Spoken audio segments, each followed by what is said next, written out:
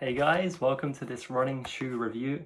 Today I have the Adidas Prime X2 Strung, and it is literally one of the most craziest shoes I've ever had the privilege to run in. It's absolutely insane. The way this thing is designed is literally designed with being illegal in mind. So it's an illegal running shoe to race in. Obviously, if you're a non-competitive runner and you're not competing for the main prizes in a race, no one's going to care. But if you're, going to win a marathon, you're not allowed to wear this shoe really. And because of how thick it is, it also has two carbon plates, and you're only allowed to use one usually. But I have run a half marathon in this, and I've run 10k, and I've done over 100 miles in total. So I'm in a great position to review this shoe. You can see already, like there's really not much wear, and considering how many miles I've done in this shoe, there's not much wear. There's a little bit at the back, but it's kind of just dirty more than anything.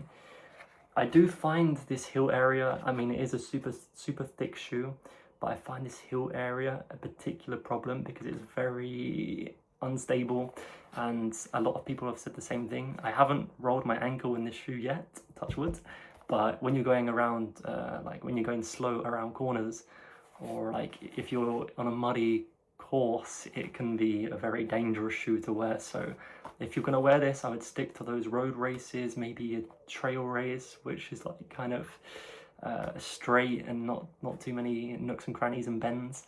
But I really have loved running in this shoe. I don't know why. It makes me feel super tall because of the stack height, and super powerful. And it even makes me 6 feet when I wear this bad boy. So sometimes I wear it on dates. I'm joking. But it's just insane. Like, it uses the Continental rubber, and it's literally held up very well. It can be a bit slippy because of how smooth it is. It can, if the surface is obviously wet, it can be very slippy. But I have used it in races where it's been raining and there's been puddles and things like that, and it's not been bad at all. So I haven't slipped over, so that's a good sign. But it uses the Light Strike Pro, which we all love. That foam is just a great foam to run in, very responsive, gives a great feedback. It's not too soft and it's not too hard, it's just right in the middle. It's absolutely perfect, one of my favorite shoes.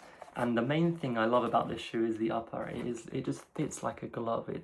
The tongue is super soft. Your foot slides right in there. It's very tight. But the only issue I have, and it's so annoying because I absolutely love the design, is the toe box is very, I mean, obviously the upper is knitted, like with this special machine, which I'll attach a video of.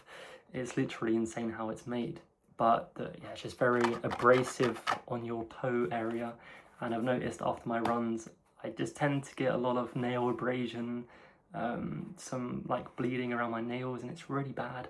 And blisters on my toes. So that's a bit of a shame really. And I wish it could just be a little bit softer, or some padding there or something like that. And similar thing with the heel is when you're getting used to this shoe, there really isn't much padding, or there is a little bit, but it's not that much. And when I was first using this shoe, I got a lot of blisters on the heel as well. But fortunately, that doesn't really happen anymore because I've kind of worn into them now, and it's a bit softer. But you also have this thing to help you slide that bad boy right on. So it's just a really amazing shoe, and to be honest with you, it's like I've come to love it. And I've seen the new iteration of this shoe, the X3, and hopefully I'm going to get my hands on that and review it soon. I have bought this with my own money, and it was quite expensive when I bought it. I think it was like £200 or something like that. I know it's dropped a little bit. I think you can pick it up for about £150, which is good value. I think it's one of those shoes where you can have it just for fun. I don't think it will ever be your main racing shoe. I mean, it does have two carbon plates, but if anything, it just kind of feels a bit more detrimental than anything else. It's like you could happily have one and it'll be faster. And for example, I'm doing a 10k race today, and I actually hate the design of this shoe. It was kind of with pink here, and I kind of colored it in because I don't really like pink on my running shoes, sorry. But yeah, I don't like the design. Actually, I kind of like this part of the design of this Puma shoe. It's the Puma DV8 Nitro Elite 2, and it's the Ecodon Special Edition, which I really like. but this has one power plate, carbon plate in it, and it's just, this feels so much more just like snappy, responsive. And if I'm doing like a 5k, I'll always go to this shoe, and today I'm not going to wear this one for a 10k, just because I really want that like low to the ground feel and fast and responsive, and there's going to be a lot of twists and turns, and yeah, I want to be able to get around those corners a little bit easier, and getting around the corners in these bad boys is a bit of an issue. So I tend to just leave these for those like longer half marathon where I just kind of need the extra padding on the bottom of the shoe, and I just want to have a fun shoe to run in.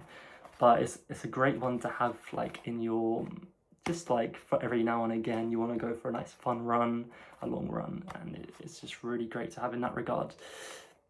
But yeah, it's just it's very light. I'm going to find out some more information about how light it is in a second, but it's just very light to hold. Considering how big it is, it's extremely light.